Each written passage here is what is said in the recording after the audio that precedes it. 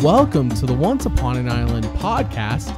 I am your host, Wesley, and today I am joined by my co-host, Mary. And we are excited because we're trying something new with this.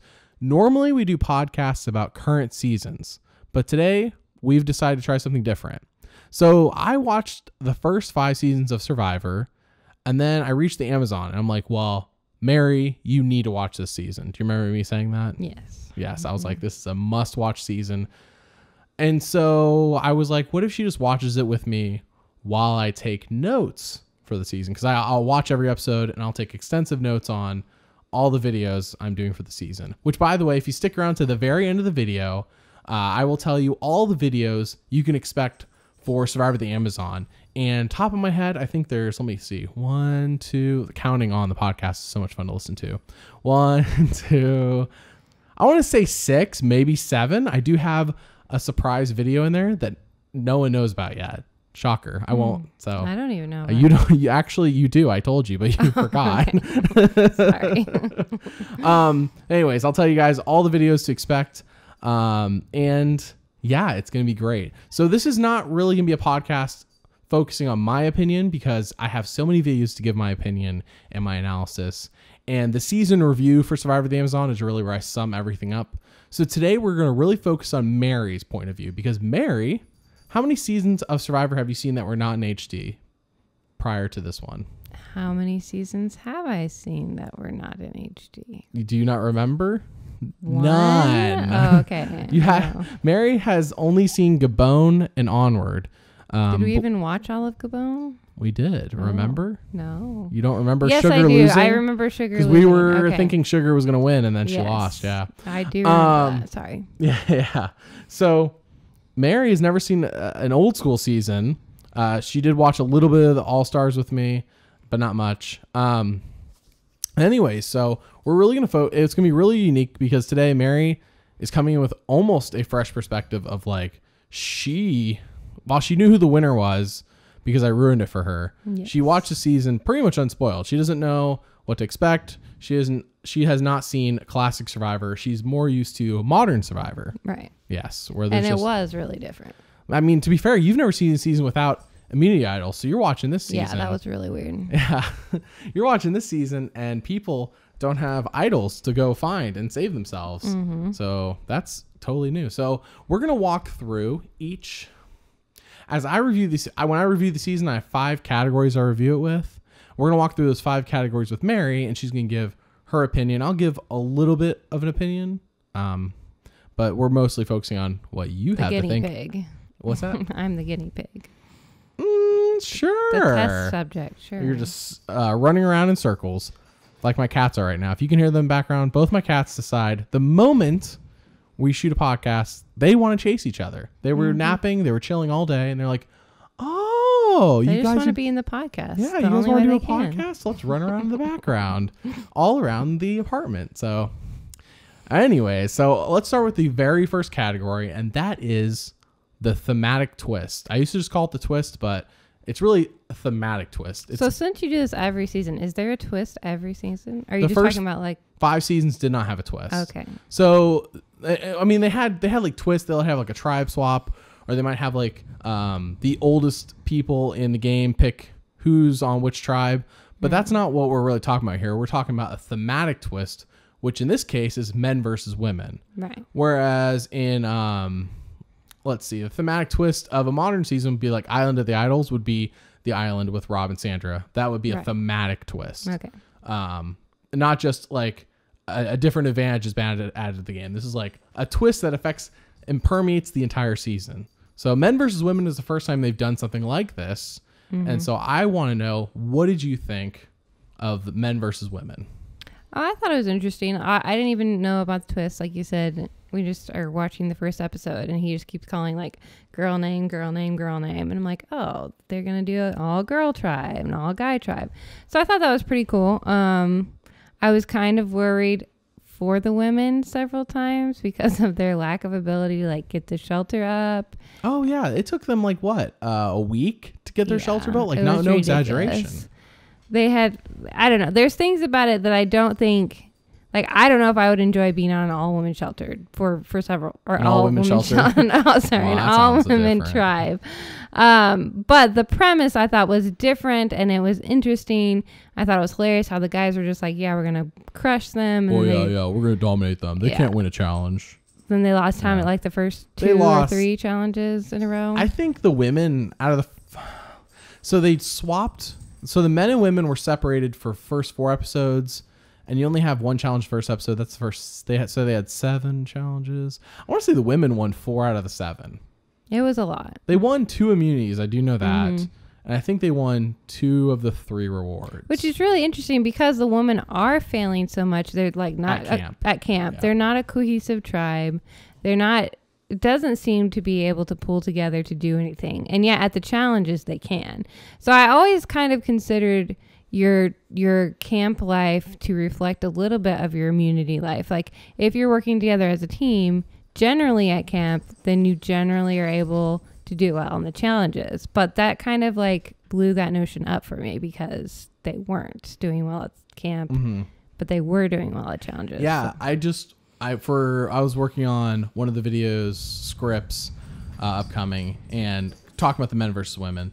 And the men on day 2 have a full-blown shelter built.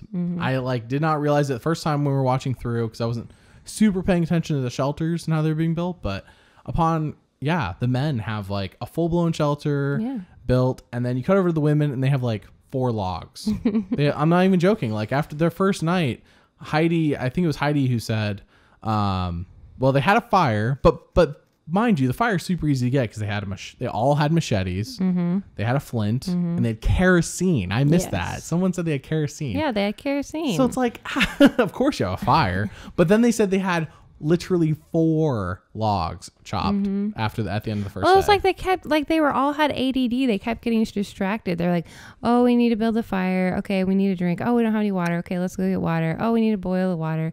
Oh, we need to wash our clothes because our clothes are dirty. It was just like... They were boiling their buffs. Yes. They couldn't just like have a plan and do it and accomplish it. Like it was so weird. And I don't know if it was because no one wanted to step up and be a leader and make people do things. Because once they did finally pick a leader and Deena make them do things started to fall in place. But it was just really weird. And it was just like, oh, you guys, come on. Well, that's a good point about the leader because... the first 5 seasons of the show, I cannot recall anyone ever saying, oh, I don't want to be the leader because the leader goes home first. Now, that's not saying that no one has ever said that. I'm sure somebody may have said it, but it wasn't like a big it wasn't a big topic. Right. But this season, especially in the women's tribe, because the men's tribe had Roger and he didn't give 2 rips about being the leader. Right. He's like, it might put a target on my back, but whatever. Yeah, I'm a leader. Yeah, basically. But the women were like, oh, I don't want to be a leader. Leaders go home. But see, I don't know if anyone said that on the women's tribe either. I think in Thailand they may have said that. I mean, that may have been the first time it really started coming up. But it's definitely this season they said it again. And my recollection is I don't remember. I can't. Somebody's going to pick me apart for this one. But I can't say that like in the past 5 seasons that like, oh, if you're the leader, you're going home. That's not really how it works. It may be used as an excuse to get rid of you, but I felt like that wasn't the case a lot of times. So I don't know where this notion came from. Though it's always you don't want to put a target on your back. Yeah. So I get it. Well, again, I don't remember any of the women saying that. It was just no one was taking responsibility. It wasn't until after Tribal, right, when Jeff said you guys need to. Yeah, he's like, please get it together. Yeah, that they finally like sat down and elected to have a leader. Yeah. So the twist kind of it basically like permeates the first it permeates the pre-merge, but once the merge happens and they vote out Roger, the show like while men and women was the theme, it's like never talked about again until the finale. It seems like. Pretty much, yeah. Yeah, until we get down to Jenna versus Matt in the finale. That's what it's brought up again, but it's like it's like the first half of the season is men versus women. The second half of the season's like, well, they're not really. It could have been the whole season, but I think because of not tribal alliances, but because of alliances in general and strategy, it totally mixes everything up. So the season no longer was about men versus women, whereas it could have been the whole season. Yeah, but I don't don't know if it ever could have been the whole season. Yeah. Because it was necessary at the, I mean, because once they did the tribe swaps where they mixed them up. Yeah. Like, it's really hard. Mm-hmm. I don't know. So in past seasons, I hear what you're saying. In past seasons, they have done 2 tribe swaps so far. There was not, I don't think there's one in Thailand from what I recall. But in Africa and in Marquesas, they did tribe swaps, but it didn't matter. As soon as the merge happened, it was as if the tribe swaps almost didn't happen. So, and this is why it's great having you watch this, because you haven't watched those seasons. So your conception of a tribe swap is, yeah, this mixes things up. That's how it is. Because in modern Survivor, that's almost always how it is. A tribe swap happens, it does mix up alliances, or at least an alliance at worst. But the first 2 times they've done this, it mixed up things in the pre-merge because it had to, but even then it was still like, how can we get rid of the people from the other tribe, even though we're all in the same tribe together? Yeah. So this is the first time where it's like they swap tribes and you're like, yeah, let's make new alliances. So I know for you, this is like, yeah, basic, but this is actually new to the show. And it was mainly started by Rob, wasn't it? The show portrays it as mainly by Rob. And I will say, I think even if we don't fully credit Rob, I will say Rob is probably a big reason as to why. Yeah. Because the tribe, Rob swapped over. I feel like we're talking about thematic twist. We haven't really gotten the strategy part yet. But Rob he swapped over Jabiru, and Jabiru was the one that's like, yeah, let's go into the merge and stay together. The new Jabiru. And the old Tamaki was like, well, we're going to go back to men versus women. Yeah. So, yeah. So anyways, before we dive too deep into those things. Okay. So overall thematic twist, scale of 1 to 10, what would you give it? Probably like an 8. Yeah. It was pretty good. It was interesting. How could they have improved, or how could it have been improved? Well, I don't know if Survivor itself, like the producers, could improve it. It just, the women sucked. Well, I don't know. It was just the women sucked at camp. Yes, maybe I guess keeping it longer, like don't making them merge into combined tribes. Are you saying don't merge at all? No. But they did tribe swaps before the merge. You're saying if they didn't tribe swap, it'd be better? I don't know. I just thought it would have kept the theme up longer. It would have kept the theme up longer, but I feel like it would have greatly affected the strategy portion of the game, which we're going to get to here in a little bit. But I'm just saying, if you have a theme and you want it to be a good thing, you want it to last the whole game, but this theme didn't last the whole game. So it could have, though. And based on the first 5 seasons, I'm sure they actually expected it to hold up the whole season. Yeah, but that's based completely on the players. Yeah. No, I completely agree. I'm just telling you that the show was not anticipating, for the first time ever, the tribal lines get thrown out the window. But that's production. I'm sorry, that's thematic twist. We're moving on to production next, which includes editing, Jeff Probst, and challenges. So, and of course, location. So let's start with that. What do you think of the location of the Amazon? I kind of felt bad for them. Like, there were so many crocodiles, and it was pretty close to modern season, I think, except for the rain and the crocodiles. I don't know. I guess we have a lot of rain in modern seasons too. Well, modern seasons are in Fiji forever, and Fiji is beautiful, and they can go out in the water, but in the Amazon, they can't put their bodies in the water. Right. They can they had like I think it was Jabiru had like a little creek that they would bathe in, but there was no like beautiful ocean views by any means in this season. It wasn't as pretty as modern seasons, that's for sure. No, and it's not even as pretty as the past season with Thailand. Thailand had some beautiful views. It had a beautiful set for tribal.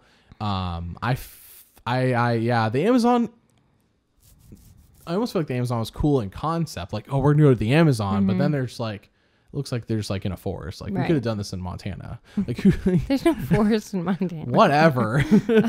Oh my goodness. You know what I mean though? Like yes. It's almost like, yeah, we're in the Amazon, but it's like, trust us, we're in the Amazon, because it's like nothing really. Well, there was a lot of wildlife. They showed a lot of sloths. There were a lot of sloths. All right, true. I don't think there are any sloths in America. No. But I'm not saying that they didn't. I'm not saying conspiracy theory didn't shoot in the Amazon. I'm just saying that I feel like the Amazon is like cool on paper, and like the opening of the show is cool because like we're in the Amazon. There's like Toucan Sam from Fruit Loops, and that's not how they said it, but it's like on the logo. It's like big and bold. But like, when did we ever see Toucan Sam from Fruit Loops. I don't remember. No. Yeah. Well, we didn't. But they didn't make a big deal about, like, that was one of the reasons that they did men versus women, because the Amazonian tribe of women and all that. So that was cool. But again, there's not like. I think it's good they did them. I think this harkens back to the Thematic Twist. I agree with you. I think it's good they did the men versus women because maybe there wasn't much to work with the Amazon. Sure. In terms of location. So what did you think of the challenges this season? Because you're really used to modern seasons where it's like the same like 3 or 4 challenges over and over mixed up. Yeah, I thought they did have some different challenges that were interesting. Name an interesting one. One that you don't see in a modern season. One that you don't see in a modern season. Do they do the one where they ask everyone's opinion about people in the tribe and they see if you can get the majority? They did have everyone fill out a survey like, who is the most trusted, or who's the hottest, or who would you like to see naked in a magazine? Like very oddly specific questions. And then Rob ended up winning that challenge. It was an immunity challenge. They asked those kind of questions, or like who's most trustworthy, like who's the hardest working, who's the laziest, stuff like that. I'm not saying that, like, I don't know. That was just very different. I couldn't remember a modern season having that.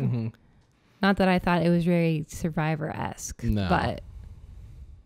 One challenge that I think that I like from this season that they only do one other time in All Stars, I believe, was the one where they're like, for the first time ever, the tribes get to talk to each other and they like have stuff in their box and they're like, hey, do you have a bar of soap? Go fish. Yeah, basically go fish or whatever, but with items. Yeah, I think interesting. It was a lot of fun because the guys were like, I'm going to flirt with the women. And then Rob is like, I don't have a chance with these girls. And Jen's like, well, you don't know what we say about you back at camp. And he's like, oh, dear God, please let there be a merger. Yeah. I think that's a challenge. I wish they would do in modern seasons, especially in newbie seasons, because it allows for interactions between tribes before they ever even swap or merge. I'll say that the challenges seem to be more varied, but at the same time, they were of less quality. Do you remember the one where they had to go into a hut, count things, and then come back out? Yes. Yeah. What did you think about that one? I mean, I thought that one was interesting. It wasn't necessarily interesting to watch, but it could be fun to do. Yeah. I don't know. Well, I think there's sometimes I think sometimes Survivor has that disconnect of like when they're planning these things out in the early seasons, they're planning things out and they're like, okay, would this be fun to do? Would it be good for a challenge? But I think sometimes they forget, will this be good on TV? Yeah. And I think that's one of those challenges that just stands out in my mind is this is not good on TV. Well, it also seems like it's almost like you're having some sort of party in your backyard and you just do a challenge based on what you have around you kind of thing. Actually. Which is really economical, but because there's no like big sets built or any. I think the biggest thing was like that maze they do for the final challenge, which was cool. But for the most part, it almost seemed like, okay, a bunch of twigs or a bunch of sticks or a cage lock, How many potbelly pigs are in the farm area? Yeah. I did like the one where the whole team was trapped inside of a cage and they all had to work together to get out. That one was kind of cool. It was very interesting. This season is the first time they ever did have a huge slab of meat on a hook and you got bite the meat. You have to rip the meat off, but just your mouth, and then put it in this bucket scale thing, which they do in later seasons, as late as South Pacific. I remember it in another season. Yeah. What did you think about that? So gross. I mean, that one does make for entertaining TV, and I will say that's out of the other one that I remember watching. This one was definitely more intense. Like they were really going after it, and they were like getting it out of each other's mouths, and like. It was really gross. Yeah, they Butch did a great and Heidi job. one time almost straight up made out. Yeah, pretty much. But a couple of people did it. It wasn't just I think Butch and Roger did too. Probably. Butch was making out with a lot of people. Yeah, he just wasn't. Firewood. Stop it. No. I thought it was interesting, even if it was a little gross, a little cringy. But overall, it was fun. Yeah. Based on the first 5 seasons, this is the best set of challenges they've had in the first 6 seasons. Oh. Because the first few seasons very touch and go. Like there might be one challenge that's good, but then the other the next 3 are they'll figure it out. And by this season, I feel like 85% of the challenges were good. So, for perspective, I think if you start this season, it almost feels like this is a good season to start with if you can get over the comments of like, oh, men are going to win everything. Women suck. Stuff like that. Yeah, there's some chauvinistic Because the challenges are good. The twist is good. And so let's talk next about Jeff. What do you think about classic Jeff? I don't know. He seemed pretty much like Jeff to me, except for the fact that he wore sunglasses instead of his baseball He cap. did wear those silver sunglasses. Yeah, and I'm pretty sure he called someone baby once. He did. Maybe twice, which was weird. In Thailand, he did it all the time. Yeah. But he seemed pretty, I mean, it was a lot different than in Gabon, I think, if I'm remembering correctly, where it felt like he wasn't talking hardly at all during the challenges. It was like every now and then he would say something. Okay, hot take. Do you remember? I remember when we started watching Token Teens or whatever, and we watched it start of the season. I'm like, does Jeff seem depressed to you? And I haven't rewatched it since we watched that, but Jeff does not seem depressed here. So something tells me maybe that was just me when we watched it, but I feel like this is, I agree with you. This is like Jeff. It's almost like Jeff's in a modern season, but in season 6. Yeah, he seemed pretty normal. He's figured out his role. Yeah. The first 4 seasons of the show, Mary, he doesn't announce any challenges. It's just dead silence except for music and people going, so weird. Ooh, gotta get it, or some crap like that. And then season 5, he finally starts narrating challenges, and it's like a little iffy on how good he does, but he's pretty good. This season, he's like, yes, this is Jeff's hit it. He's figured it out. We haven't got to witty banter between players and Jeff yet in challenges. Did we? Like no one's like, no one's ignore got Jeff the guts. or shut up, Jeff. Yeah, no one's doing anything like that, like they might do now. Sure. But we have Jeff basically in peak narrating form. Yeah. So Jeff, that's Jeff, especially with silver sunglasses. I mean, it just came out of nowhere, and then they disappear again. I don't think he only wears them like once or twice. So then editing. I know this is not really how you think, but what did you think of the editing this season? Did it feel like you really got to know everyone? Did it feel like things went unexplained? Did you understand why everyone was going home? Stuff like that. No, I felt like I understood pretty much everything. I feel like they still try to do is it this person or maybe this person? But it was a lot more simple or a lot more clear than modern seasons, I think. Sure. And they did it was in this, especially compared to modern seasons, it's in these older seasons, it's definitely like we're going tribal and it's either person A or person B. And most of the time you have a good idea, it's probably going to be person A, but then sometimes like, wow, person B did go. I was expecting person A. So it's not all, if they're not trying to like if you watch the show, like you can see whether it is person A or person B.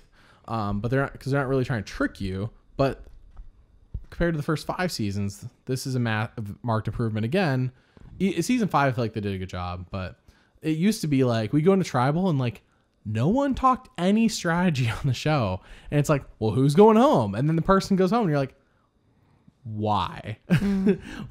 Wait, why? So no, it didn't feel like that. It didn't feel like that to you. That's good, because I feel like this is really a great classic season to start with because of all the reasons you've said so far. So overall, do you have anything else to say about production? No. Okay. Well, how would you rate it out of 10? I mean, I would rate it probably less because of the challenges. So maybe like a 6 or 7. I don't know. Pick one, 6 or 7. 6. Okay, good. It's going down the Survivor history books forever. Yes, right. My opinion is worth its weight in gold. Yes. So. Jeff is listening to this right now as we speak. Even though this is pre-recorded. So the next section to look at is, it's up to you. I'll leave this up to you. Do you want to look at the characters or do you want to look at the strategy next? Because I feel like the strategy is interwoven with the characters. Well, then we should look at characters first. Okay. So with the characters, I want to try something that we do sometimes on our on the Modern Seasons podcast. We look through who is left in the game, and we're like, okay, where are their chances to make it to the end? But in this case, we're going to do it a little different. We're going to look through the cast characters and did you like them and did you remember them? Okay. Were they good for the season or were they a waste? So we're going to go in order from the first boot to the last boot. So if you're someone who has not watched this season and you don't want the entire boot order ruined, I would turn off this podcast and just go watch the season. Can you say that, Mary? Sure. Yeah, we both recommend watch season. So if that's all you're looking for, turn off podcast, go watch it. Don't have this boot order ruined. But if you've already watched it or you literally do not care about having it ruined, then here we go. Okay, so the first boot was Ryan Aiken from the men's tribe. Do you remember Ryan Aiken? No. Maybe if I saw a picture. Well, you can look up a picture if you want, but I think that what you're saying right now is probably the casual person's point of view. Like, he wasn't super memorable. You don't remember him. Yeah. So I'm guessing, did you like him or not? Is an impossible question to answer because you don't remember him. Don't remember. Okay. Next is Janet Koth, the second boot. First boot from the women, though. Do you remember her? Yes, I remember her. Wasn't she the one that like got sick and felt like she couldn't keep going? I think. But then she like rallied. Yeah. Are you talking about Shauna? No. Okay. No. Then yes, Janet did feel a little sick. I just want to make sure because they both kind of had. No, it was similar... like the very first couple of days. She was like, I knew this would be hard, but this is. No, yes, she's an older lady. Her. I'm not confusing her with Shauna. Yeah, if you think about it, Janet, Shauna, and Jenna all have a similar. Oh, I'm feeling sick. Oh, now I feel better. Well, yeah. Yeah. So Janet, good or bad for the season, or don't care?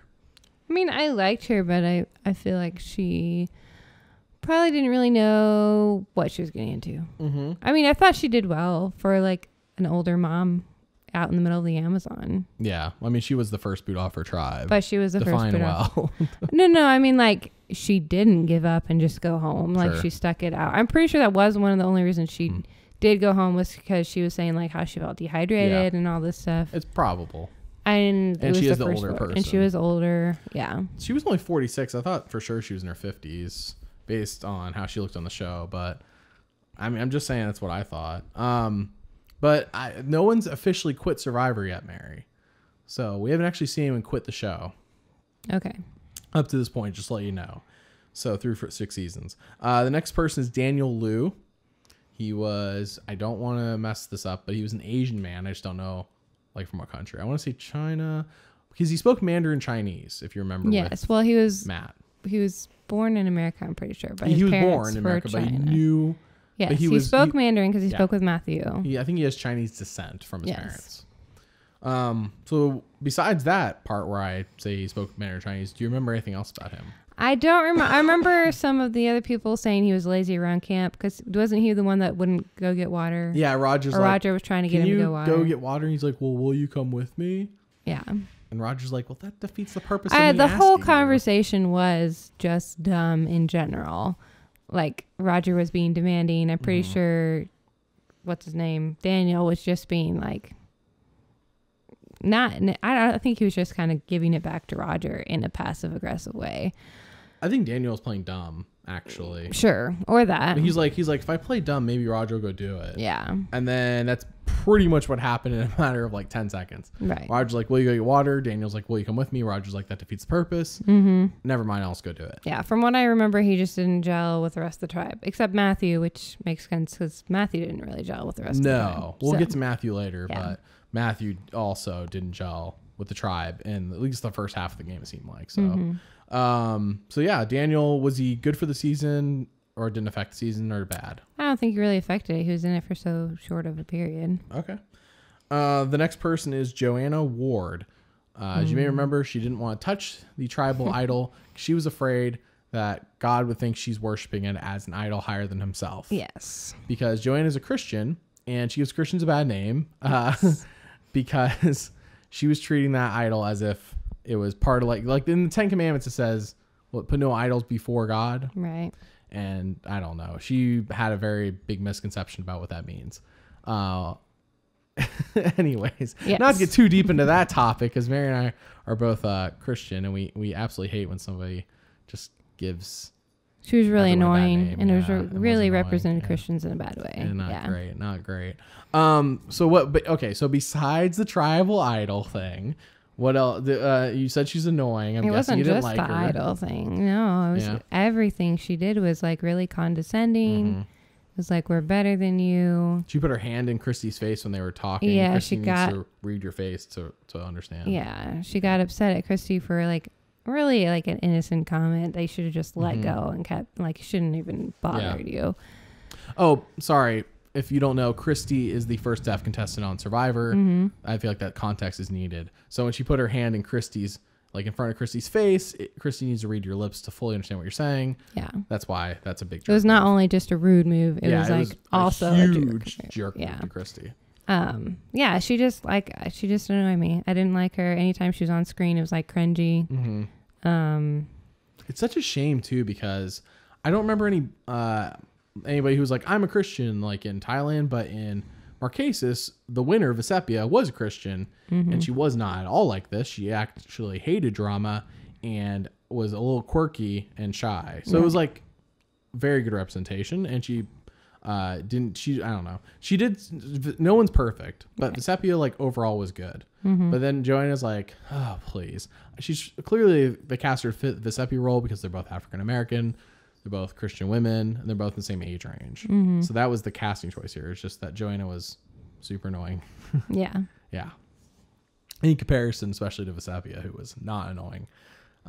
So I'm guessing the answer to this is obvious, but good or bad for the season? Bad. Okay. I mean, I guess she's good TV if you like drama, but yeah, but if you're just like not wanting to be annoyed, yeah, then pretty much bad. Yeah. So the next person is Jean Hebert. I don't know how to say the last name. This honestly is the person I almost always forget is even on this season, and that's probably because there's like 4 people with a J at the beginning of their name. Yeah, it didn't help. No, I remember her because she was the other older lady. She got along well with Exactly, Joanna. she's the other older lady. She got along well with Joanna and with Christy, and she was like another kind of mom type figure. She was really blindsided by the Joanna vote, I think, and so that's really all I really remember. She's kind of like a sweet, nice older lady. She is the first person post tribe swap to get voted out. I don't know if you just said that. I'm sorry if you did. No, I didn't. Okay. Yeah, they tribe swap after they vote out Joanna. Gian's part of the new Tombaki. Also joined by, I believe, I'm looking, Roger, Dave, Christy, Heidi, Butch, and that's it. So she's on a tribe with 2 other women, but Heidi decides to flip and vote her out. So it wasn't a strict men versus women. And also, anyone who's familiar with Thai Votes Survivor knows that after the Purple Rock in Marquesas, people avoid ties like the plague in fear of having to draw rocks.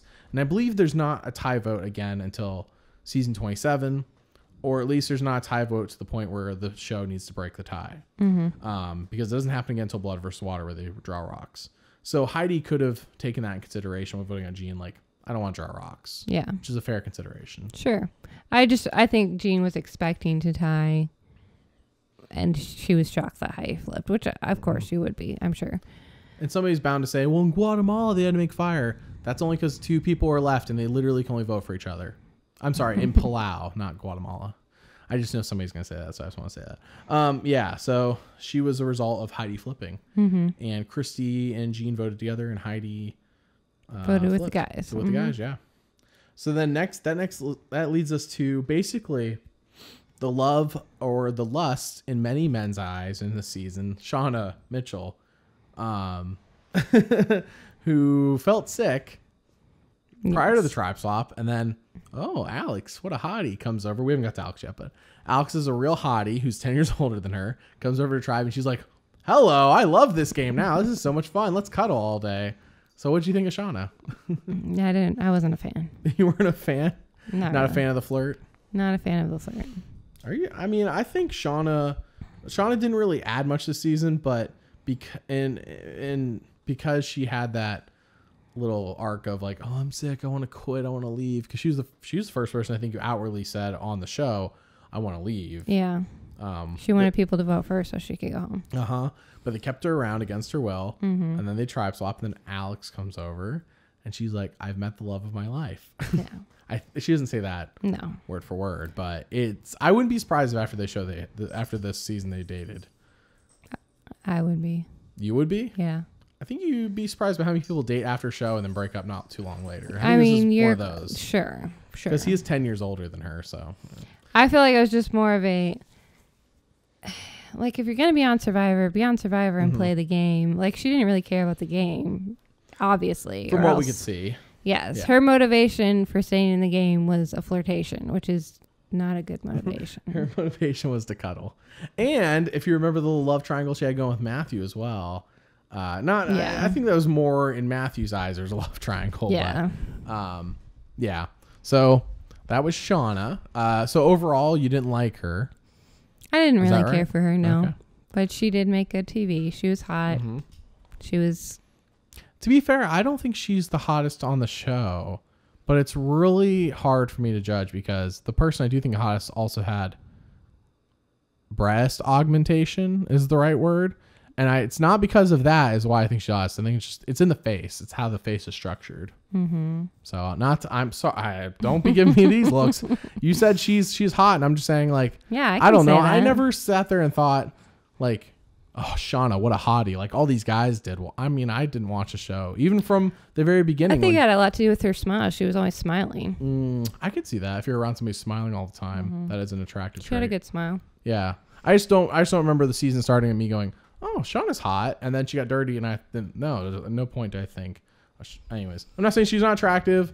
Just saying I didn't get what everyone on the island or on the show saw. So it's probably, you had to be there kind of thing.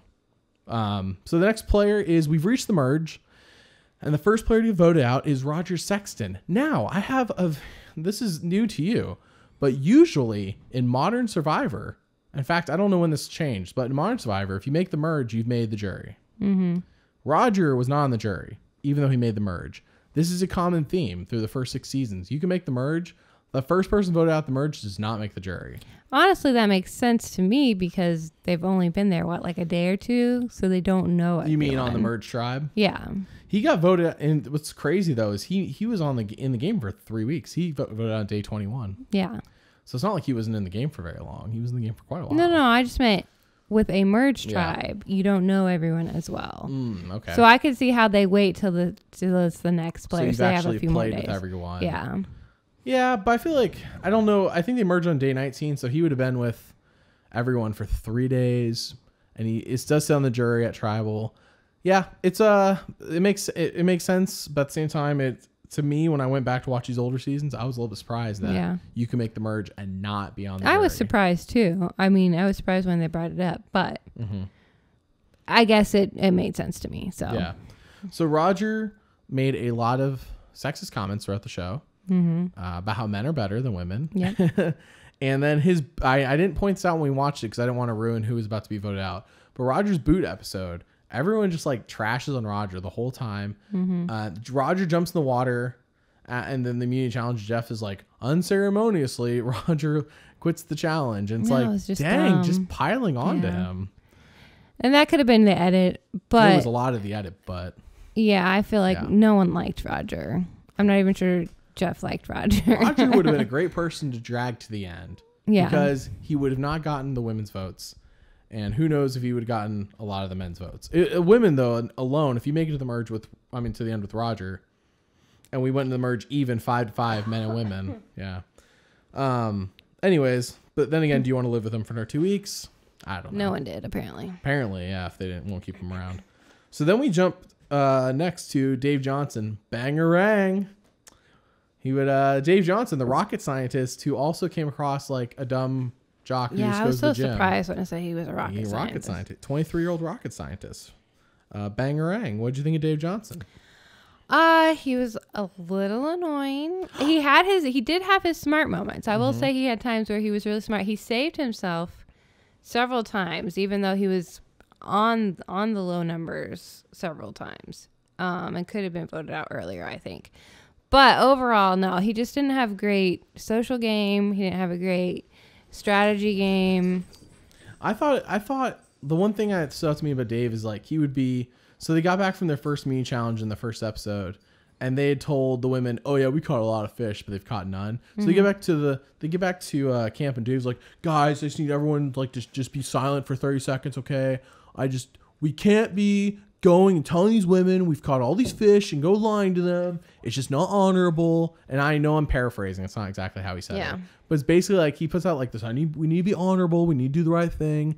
But then like in confessionals and stuff, he would say things that are not honorable, basically. He would make comments about women and talk about, I don't know. Basically, if you're an honorable person, you're not making. Dave Johnson's a hypocrite. That's the word I'm looking for. Sure. And with what he says. Did he say in a confessional though that he did that just to like get people to think that he was so honest that if he lied he wouldn't? Did he say that, or am I just making that up? It doesn't sound like something Dave Johnson would say. Sounds like Maybe that's what I was thinking. Would say, but I don't. I mean, it's what you were thinking. Maybe that's what I was saying. I was like, is he really this honest? Because it's not that big of a deal. I mean, he made it seem like they had just killed someone. Yeah. He was so angry. I cannot believe what we did there, you guys. So that was just a little bit of an overreaction, in my point. So Dave Johnson, did you like him on the season? He was interesting, I think, but if they had taken him out of the season and replaced him with somebody else, would you have been okay with that, or he's like or is he an integral part? I don't think he was integral, but he was a character. He was a character. I like Dave Johnson, and I like him only being in one season. I feel like some characters are good, but just like I don't need. Like I'm okay with the fact they never came back. Yeah. And Dave Johnson's one of those people. I don't think I asked. Did you like Roger in the season? No.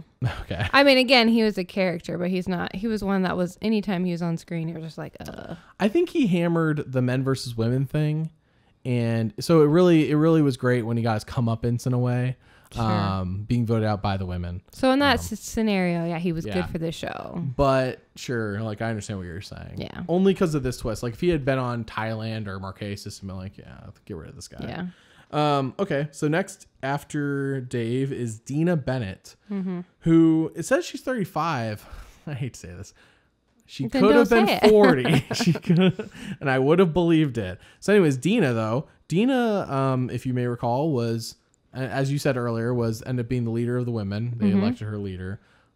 She had a secret alliance with Rob, and she seemed to be pretty strategic because she was an integral part of why the men and women on the new Jobberoo integrated, because it wasn't just Rob saying, hey, let's all get together. Yeah. Deena's like, yeah, let's do that. So it was like the man and the woman were like, yeah, let's get together in terms of strategy. And so everyone else like, sure. Yeah. I liked Deena. I thought she was really smart. I thought she did a good job. She was like the only one that could make anyone do anything on the women's tribe. True. She was determined. She was a hard worker. She was pretty good in the challenges from what I remember. I thought she was a good player, and she was a good player. Thinking strategy a lot, and we can talk about that later in strategy. But no, I liked her. I thought she was good for the show. She was a very strong woman. If you want to talk about strategy now, when it comes to individual players, that's fine. Yeah, if you want to mention anything. Well, I was just say the only reason she got out was because of one bad strategic move, which was to start backstabbing her alliance like soon after those. She's the first player I think we've reached in our list of players that if this person had won, I feel like the season actually is better. Because then it currently ended up being, then it would end up being, because I do think that if she had made it to the end of the game and won, and been like, she's not the most exciting winner, but she was a good winner. Yeah, I agree. I think I concur with you. I'm guessing you like Deena on the season overall, so she would keep. So like, she's not somebody you would want to replace. No, yeah, she was great for the season. That's good. So the next player is Alex Bell, aka the lust of Shauna's eyes, and also. Shauna was lust of his. No, she was whatever. Alex and Shauna. So what did you think of Alex Bell? Making that fatal mistake, talking to Rob, telling him, "Yeah, I'm going to vote you out at 4." That was dumb. He wasn't necessarily the smartest player. He had his moments. I think he really was there to play. He wasn't just like he was there to play until he saw Shauna, and I feel like. Then he got way too comfortable. He thought, "Oh, I've got Shauna, I've got Jenna, I've got Rob." Jenna, not Jenna. Jenna. And I felt like he just felt too comfortable and he got cocky. And that was his problem. That was his downfall. Yeah. But he did get too comfortable for sure.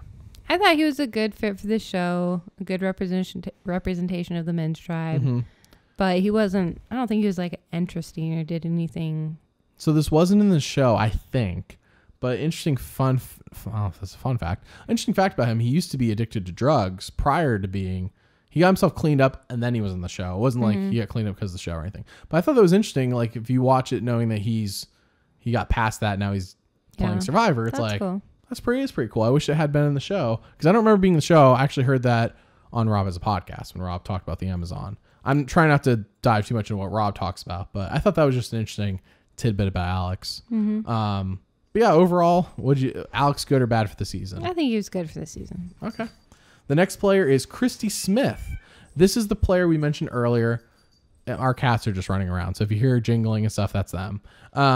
Christy Smith is the first deaf, or as I would call it, hard of hearing player to play in Survivor. I say hard of hearing because it seemed like with the help of hearing aids, she could hear people, but she still had to like read their lips to understand them. She's still considered deaf because without the hearing implant, she wouldn't be able to hear. Okay. Yeah, so she's legally deaf. I don't want to I know that's like touchy subject with deaf people. My mother interprets for deaf people, and she's kind of covered that with me, saying like how they care a lot about that. So I'm not like trying to like label her one way or the other. She's the first deaf contestant of Survivor, is how they label it, so we'll go with that. So as the first deaf contestant of Survivor, how do you think she fared? I mean, she made it to, let me count, 1, 2, 3, 4, 5. She made it to 6th place out of 16. I thought she did really well. I was surprised. Yeah. I was really impressed with Christy. I mean, she wasn't necessarily the smartest players, and she didn't vote correctly all the time. Not at all. She didn't connect with people or didn't make relationships quickly.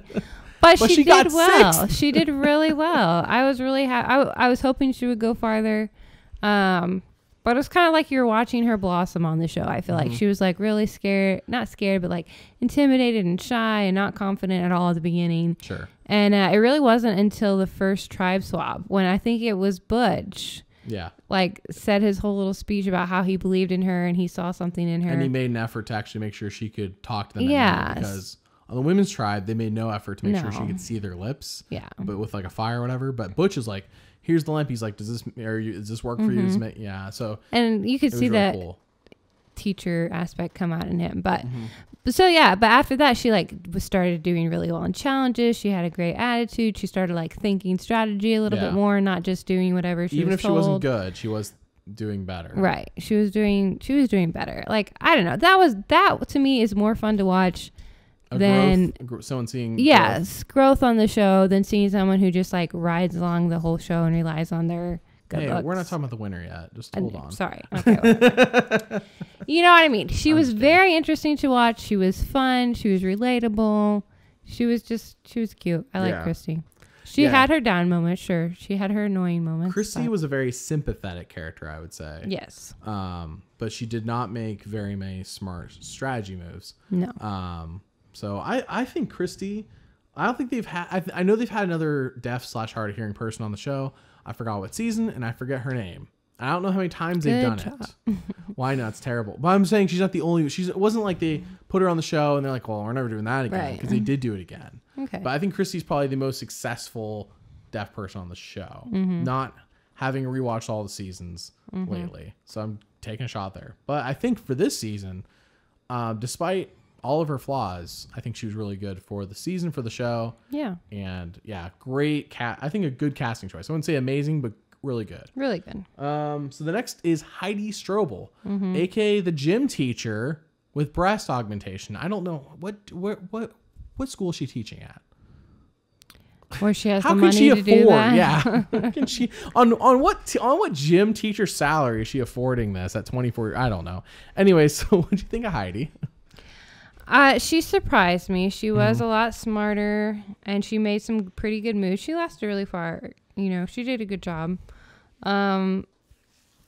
She really tried. She really played hard and I think she did well. I would have been happy if she made it to the end.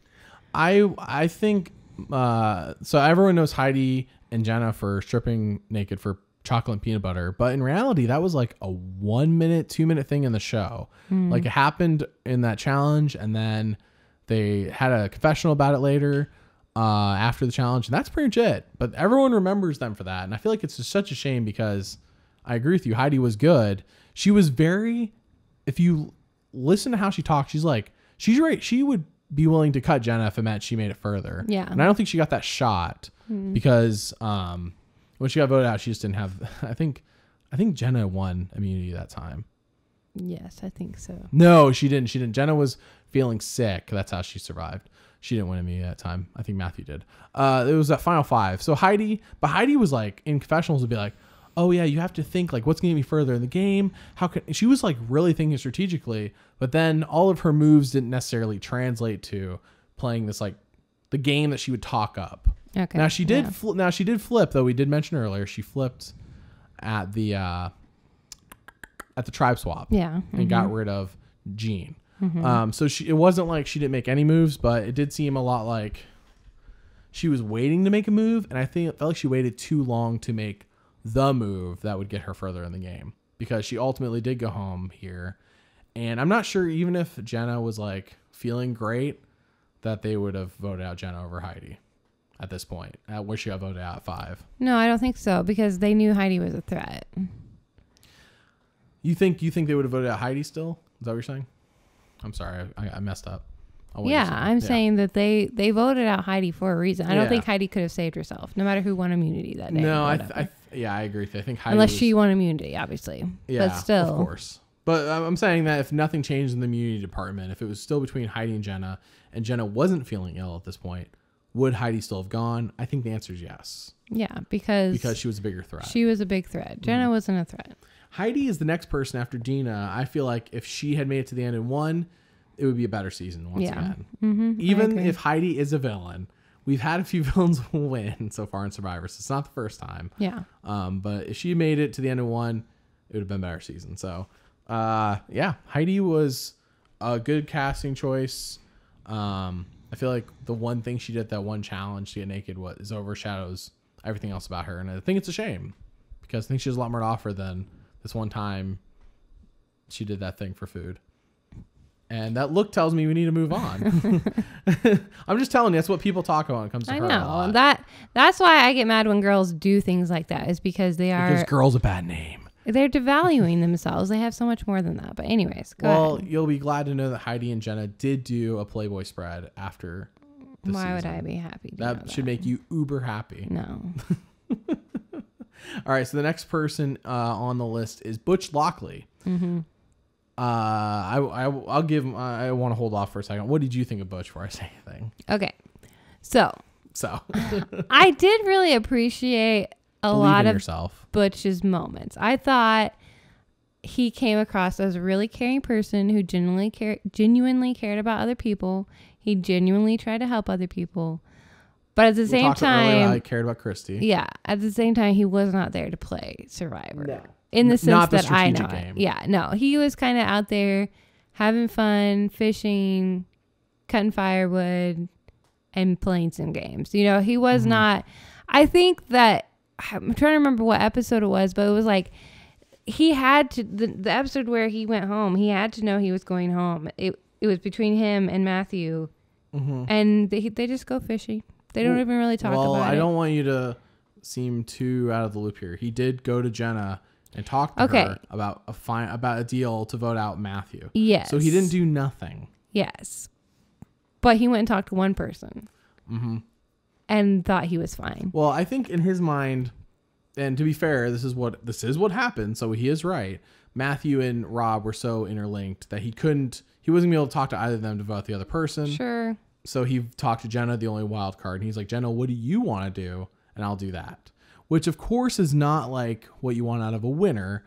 But if you're talking about Butch did nothing, it's not really. It just seemed like no matter what, like if he voted wrong or whatever, if someone in his alliance went home, it was just like the next day he was like, oh, okay. Like it never shows him saying, oh man, they voted out so and so. That really bummed me out. What am I gonna do? Like it was almost like he had nothing to say about the vote. He wasn't really a big integral part of the season, despite ending up in 4th place. His biggest moment was his believe in yourself sign, his encouragement to Christy, and burning down. Thank you. That put a big with black firewood mark on him, and his weird dancing. His Egyptian dancing. From the very first episode, he's like, oh, the believe in yourself. Somebody I said it could be used as it's a good sign. It can be used as a tarp, and he's like, yeah, it can be used to cover the firewood to keep it dry. So from the very first episode, he's thinking, oh, I need that dry firewood. Gotta get that dry firewood. It's like any other outdoorsman. I get the obsession with dry firewood. I get the obsession with making sure you have firewood. Like I've been around country people my whole life. Like that makes sense to me. I get that. he but just they wasn't had so much He firewood. had nothing else to do. Clearly. And he didn't know what it meant to just like relax, I guess. And they put firewood underneath the shelter. They had their own shelter for the fire, which burnt down, and they burned down half their shelter. And craziness, because when they're going to that reward challenge before the fire shelter burns down, Rob's like, oh, hey, Butch, do you think we have enough wood to make it through? And Butch is Smart like, Alec. I think Butch said, I think so, or something like Yeah. that. Like, they had so much firewood. Like, how much more do you need? I was disappointed. I liked Butch the whole time until that happened, and he didn't just say yes. He's voted that out probably day 37. was Like, mine. how much more firewood do you need, dude? There's only Right. 4 days left. 3 days left. Yeah, like it was that. ridiculous. So he was funny. I think he was Yeah. a good character. He was interesting. He added to the season. He added to the season. And also took away a lot of people's things. Yes. not intentionally, but Yeah, because people had like valuable. I don't know why in the world you'd bring valuable stuff on you with you. Yeah, to the Jenna's like, marathon. oh, I had my sorority girl or sorority jacket. And I'm like, I don't think we ever saw her wear it, I don't think but so. it was, why? Yeah, why? Why would you have I that? think it was with her you? luxury item, maybe. Rob's sure. magic 8-ball was burnt. That was important. Yeah. We haven't got to that yet, but yeah, Butch. I think Butch was a good addition. And it's fitting that he go. And I like how they come back from that and they've burned down the fire shelter and half their shelter. And Butch's like, oh, I don't know what happened. There's just no one here to blame. We can't blame anybody here. Yeah. And Rob in confessional's like, yeah, who are we gonna blame? He's like, oh, Butch. Yeah, Because no one else is really saying it. it was pretty terrible. Yeah. So I guess, so Butch, overall, we liked him. Next is Rob. Mm-hmm. This is now the third person I feel like would have been a big improvement, the biggest improvement. He would have for been the the best season if to he had win, won yeah. Mm-hmm. over the person who did win. Mm-hmm. What did you think about Rob? I love Rob. He's awesome. He's hilarious. He's fun to watch. He's super smart. He does get cocky and makes a few dumb decisions. I feel like the same thing we said about Alex, where Alex got comfortable. I felt like Rob got comfortable. Rob too. got comfortable at the end, I think. Yeah. Yeah, except the very end where he kind of realized he was in a tight spot. Mhm. But yeah, I mean, he was great. He was super smart. He was super likable. He was just really fun to have on the show. He's cutting deals. He's constantly flip-flopping alliances. It made for like an episode to episode. Like, I don't know who's going home next. Yeah. Because in these past seasons, you could almost, like, if there was Vegas odds on who's going home next, you could win money. Mm-hmm. Whereas this season, you would have lost money because, like, week to week, you almost don't know who's going home next, Mm-hmm. which is more like a modern season of Survivor. Yeah. For the casual person watching, who's going home next? I don't know. I really don't. Thailand, it was just the one tribe just went home all in order until we got to the final 5, which is the 5 people from, it's just like, So boring. it is. It's like, okay, well, I know what the strategy is going to be. So like, hopefully interesting moments happen in the show. But in this case, it was like we had interesting moments and we had interesting strategy. And I attribute a lot of that to Rob. Mm-hmm. And we mentioned Deena, but after Deena, Rob carries it Yeah. past her leaving. I mean, he has been called by Jeff Probst the greatest player to ever I win. know. He said that at the reunion. I think that just because if anyone doesn't already know, I feel like you should. Rob goes to All Stars, and the very first tribal he gets to, he's out. Yeah. And it's probably because of things like this, where Jeff at the reunion says, the greatest player or smartest player to never win, or greatest player to never win, or something like that. It's just like, don't do that. Stop it, Jeff. Stop it. To be fair, there'd only been 6 seasons, so Stop it wasn't like he had a huge. He was right. But stop yes, Rob is amazing. Yeah. He's hilarious. He had a lot of humorous moments.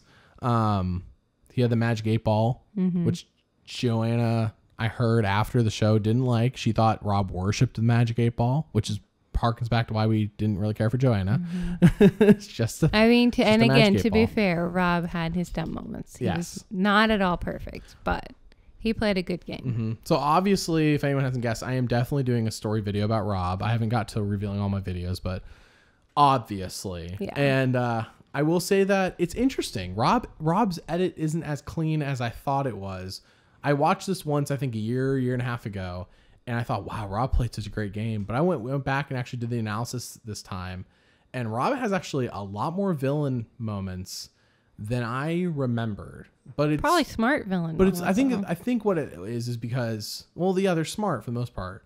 He's definitely smart. I don't think he had a ton of dumb moments, but the thing is with Rob is that like for the first like 8 episodes, he's like just a fun, goofy guy who's smart, and his villainous moments come at like these like 2 or 3 episodes near the end of the season. By that point, you're already endeared to the guy, so it's like you can overlook these things. Yeah. Whereas if he had done all of his stuff at the beginning in the first 3 or 4 episodes, he probably wouldn't have made it. Yeah. In the show, and you wouldn't have liked him. You'd been like, well, that guy was a jerk. Sure. So his timing of his villainous stuff is what makes you forget that he had all of these villainous things that he did, because he did. He really did. And I really enjoy the time when Jenna and Heidi are ripping into him, and he's like, well, if you have a problem with me, you can write ROB on the parchment at tribal. Stop ripping in, because you could tell it's getting to him. Yeah. But he's just like, if you really have a problem with me, you can write my name down tribal, basically. Not a great move, by the way, in case you're wondering. But it didn't happen. It didn't happen, but it's not a smart move to be telling people, of course, if you have a problem with me, write my name at tribal. Usually don't encourage that behavior. Yeah. So overall, I'm guessing Rob, I think Rob is integral to the season. Oh, yeah. Without Rob, the season is not as good. I think it drops. So then we get to our, we'll just discuss our final 2 as a final 2. Matthew von Ertfelda and Jenna Morasca. We've talked about Jenna a little bit. You may have heard that we don't even really care for her as the winner. It's not that I think Jenna herself is a bad character. It's just that I think she's not a satisfying winner, personally. She's going to get her own story as well because she is the winner, and I always do the winner story. But what did you think about Jenna? Well, why are we skipping Matthew? Trust me, we're getting there. Okay. Let's talk about Jenna first.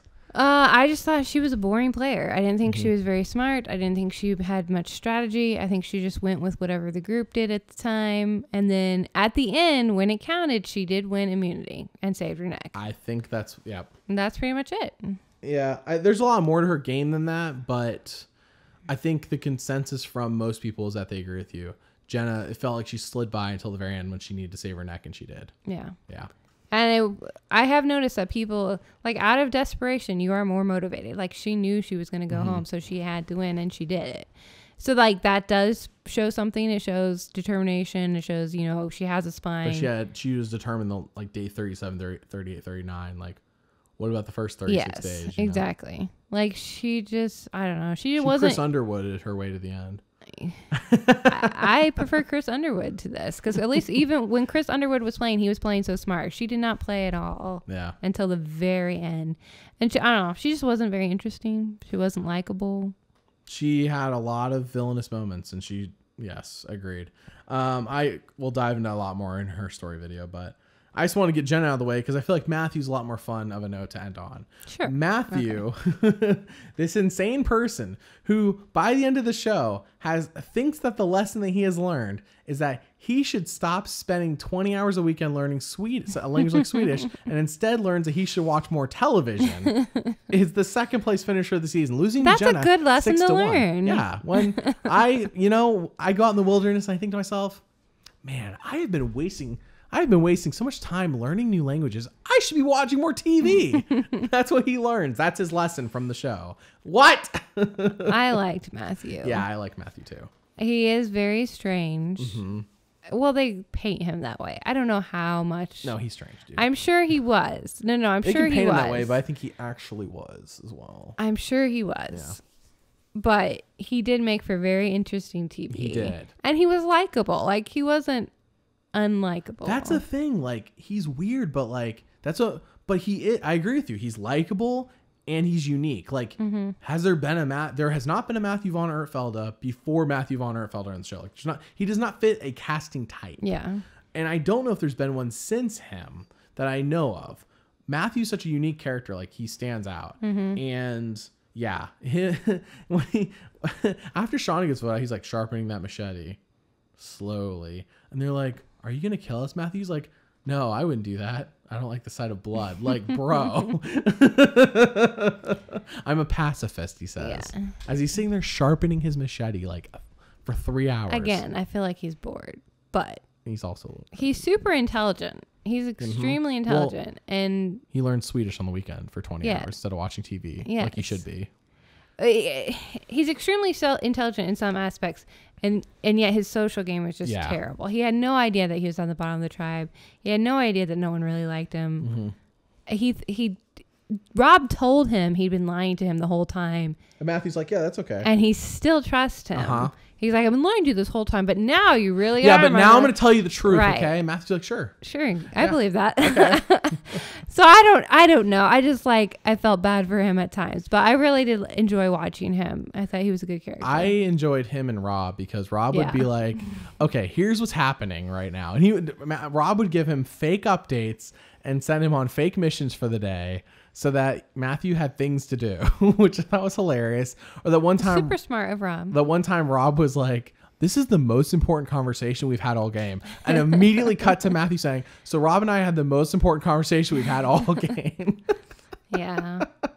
Yeah. He Matt definitely got, I mean, I would say he got played, but at the very end, I know Jenna took him, but I really think he did learn some things from Rob. He did proceed. He learned from Rob and he tried to progress in the game. And so he did the best that he could with what he had.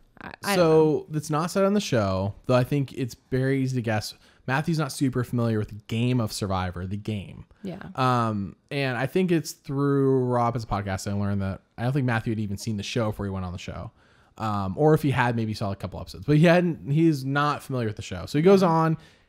He doesn't really know what to do. So I find it very interesting when we get to the very end of the game, and it's the final 3 and they're doing the immunity challenge, and Matthew decides to throw the immunity challenge because he knows both of them are going to pick him to go to the end, like Richard Hatch. But Matthew does not have the game, the strategy, the mindset to think, I could get to the end if I just don't win this challenge. That's because that's something that Richard Hatch invented, which I'm guessing sometime in the first 30 days, Rob told him, gave him a little history lesson. They talked about in one right before a reward challenge, Rob told him, I don't remember what it was. He said, how are you going to do today? And Matthew's like, oh, I think I'll be really good. And then he said something like, but maybe I won't win so that I'm not viewed as a threat. Which, of course, I'm sure Rob told him Rob had told him that. Yeah, so it cut to a confessional of Rob saying, oh, he finally got it. I don't remember exactly. But it was, Rob had been teaching him strategy. And Matthew's like, maybe I should throw this. And that was several episodes earlier. So. Which, of course, is not the final 3. No. But I think something tells me Rob not saying Rob told him at final 3, but Rob at some point probably told him about Richard Hatch and how at the final 3 he made this brilliant move to throw the immunity challenge because he knew that he wouldn't have to choose who he goes to the end with, so he wouldn't be the bad guy, and he knew both of them would pick him. And Matthew's right in this case. Rob would take Matt and Jenna would take Matt, and he doesn't have to kick either of them off. But unlike Richard, this is not a move that's going to win him the game. At this point, Matthew's fate is sealed. Matthew's losing. He's second place versus Rob versus Jenna. Yeah. He just doesn't know it because he's not. So it's like he thinks he's made this brilliant move, but he didn't. It was a good move. It really didn't matter what he did. No, it really didn't matter. It was too late at that point. Right. I don't know when the point of no return was, but he crossed it a long time ago in terms of him winning. But great character. Yeah, sure. I like Matthew. Yeah. So that's all the characters. Out of 10, what would you give the characters? I had some good characters. It was probably up there, 8. I'd say 8. Okay, an 8 out of 10. Now, we've talked a lot about strategy, so we won't dive too deep into it. So briefly, what did you think about the strategy of this season, especially compared to a modern season?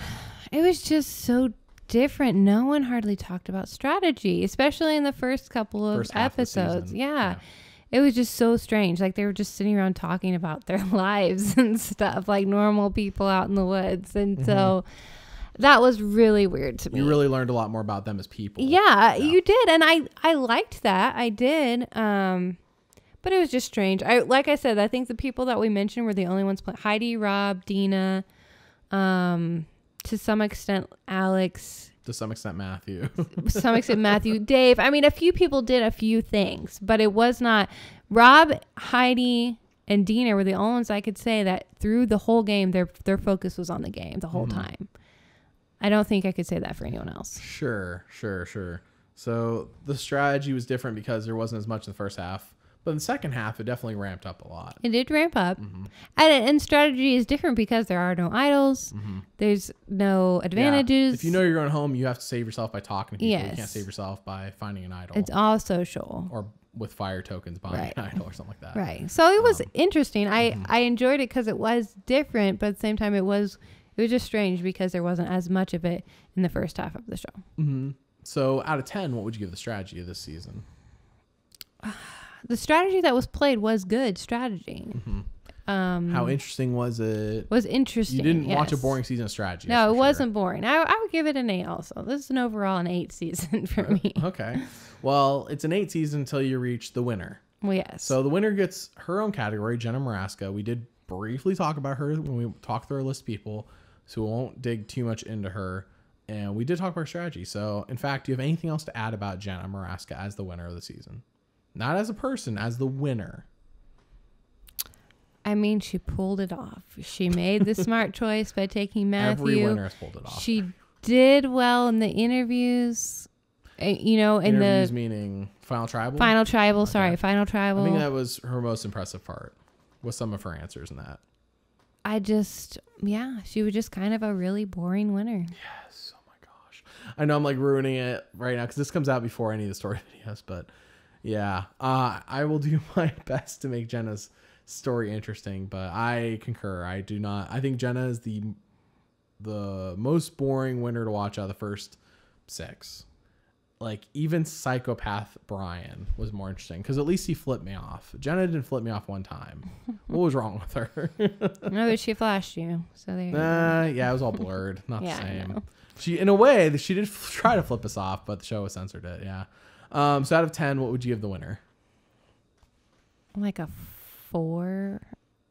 4 out of 10? Yeah. Okay. Because she did save her. She did save herself at the end. She was interesting to watch at the end. She did really well in the challenges at the end. She did well in the final tribal. She spoke well.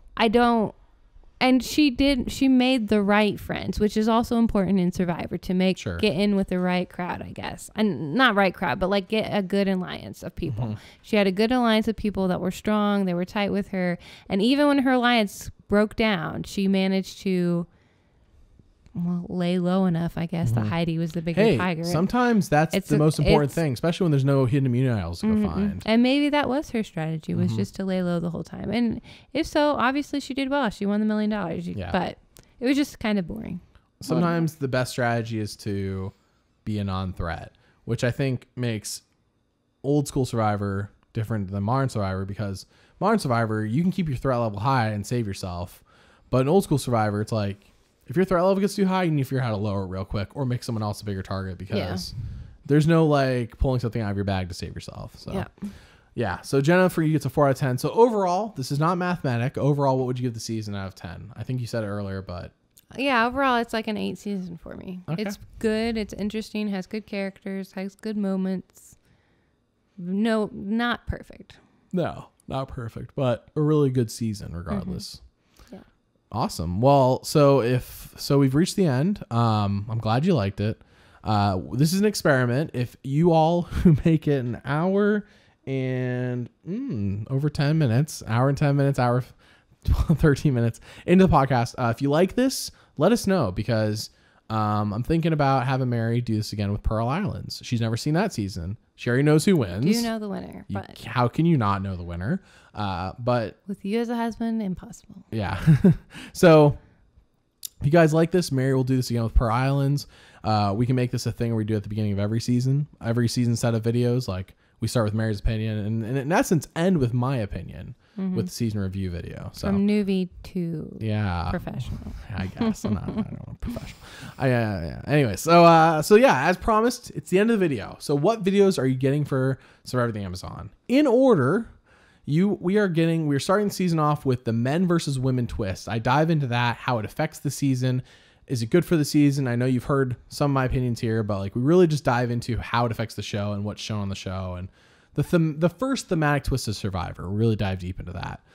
Next, we dive into the Rob Sesternino story. Starting off strong, with a big story. Looking at the notes, I'm overwhelmed. I haven't written the script. I have not written the script. As of the time of recording, I have not written the script yet. I'm sure by the time this released, it will be. It's going to be a huge video. I think the longest video I've made so far is Colby Donaldson's, which is around 48, 50 minutes. I would venture to guess Rob Cesternino is going to beat that. Well, he should be wrong. He deserves Well, Colby had a ton of content, so he was a good reason why he had such a long video. Rob's will rival, if not beat, Colby's video in terms of length. So I'm not hugely looking forward to editing that and writing it, but I'm hugely looking forward to it being released and people enjoying it. So after Rob Cesternino's, we're going to take a quick diversion. Nobody knows this yet until they hear it on this podcast, but I'm going to be doing the Dr. Will story from Big Brother 2 because that video will be coming out in June, around when Big Brother 2022 is supposed to start. This was planned way before any coronavirus. And there's a reason, because after the Dr. Will story, I'm then going to do a comparison video between Dr. Will and Rob Cesternino. I'm going to compare why did Dr. Will win and Rob Cesternino lost, because they both play these hugely strategical games that change the show, and they both try to downplay their threat level, but one does it successfully and one doesn't. And I understand there's a difference in the shows, and we'll dive into all that. What's different about their games, even though they're playing similar strategy shows, there are differences in the show. So we'll dive into all that, why Dr. Will won and why Rob Cesternino lost. And then we'll come back. We'll do the top 10 Rob Cesternino jokes.